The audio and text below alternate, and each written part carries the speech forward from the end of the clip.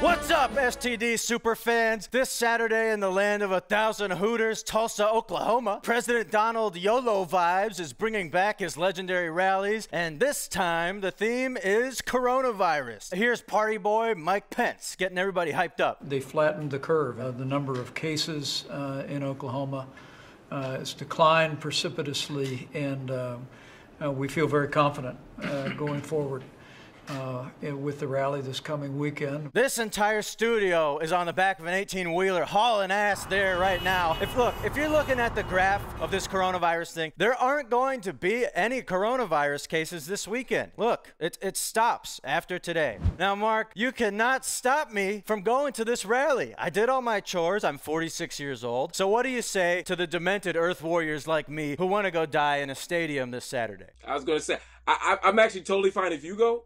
But I think for the vice president to say, the drop is precipitous, perhaps he doesn't know what precipitous means. Hey, I don't know what syphilis is either, but I'll tell you this much. Everybody here is road tripping there right now. We are on a 21-hour road trip. No food, no water, no turning. We're driving straight through the woods. And we are not stopping for any reason, including panic attacks, Jonathan. Well, worst case scenario, I'll jump out and die. Now, moving on. Okay, this rules. His Honor, Donnie Dynamite, gave the police force a new PS5 level processor. Chokeholds will be banned, except if an officer's life is at risk. Now, Mark, surely you must be encouraged by this kinder, gentler police force. I'm not encouraged by this at all. He says that we're only going to use the chokehold when officers feel like their life is in danger.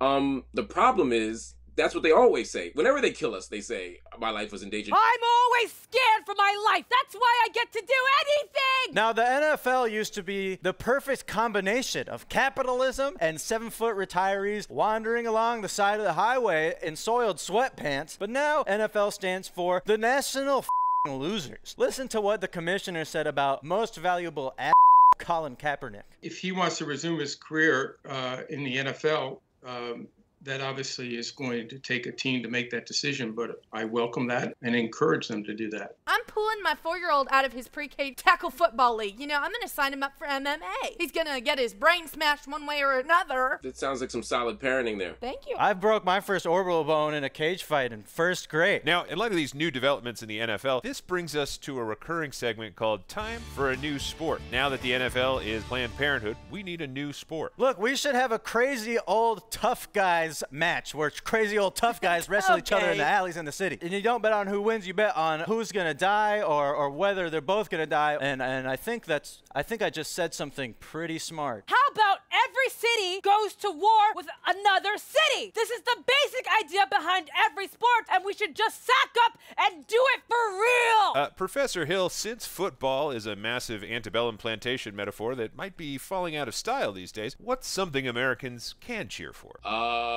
Activism and maybe the return of the NBA, because those players are pretty active. And I've been saying it for years. Basketball are the opposites of footballs. Tyler always says that. Now, I have some very exciting personal news. My boy, Sean Hannity, got himself a new slam piece, y'all. That's right. He's dating his co-worker, Ainsley EARHARDT. I can't wait to hear them scream their wedding vows at each other. As I expressed before, I love Sean. I would love to be, with him, but I'm so happy that he has found love himself. But that being said, I will offer myself as a nanny. I can do the usual nanny duties, such as watch him as he sleeps. And a heads up, I'm already living in his basement, moving around at night.